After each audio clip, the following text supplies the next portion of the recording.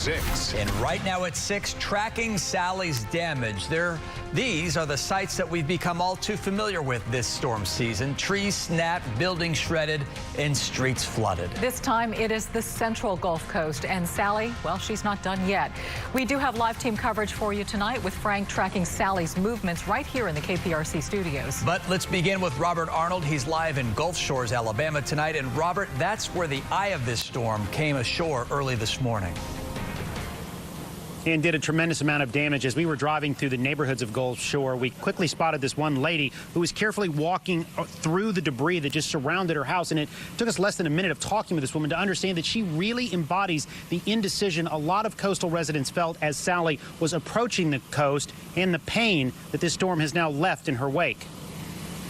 We lost power, so we didn't know that it had shifted and that it was going to be a direct hit. Ellen Murphy lived through so many other storms, and Sally just kept changing her path. Eventually, Murphy decided to ride out the storm in what she calls her little blue house. She said it was the worst decision of her life. It was awful. It was awful.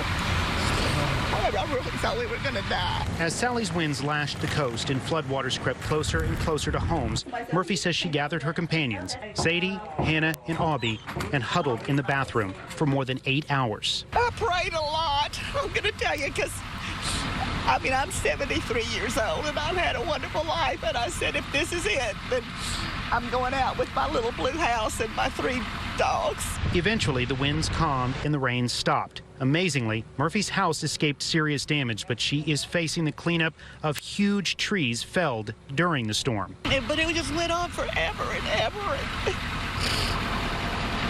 I'm so blessed. I'm just emotional that I'm so blessed. Still, her ordeal is not top of mind. All Murphy can think about are close friends who are still suffering. And their house flooded, and then the hot water heater exploded, and their house burned to the ground. They're over there now with nothing, and we can't get to them to help.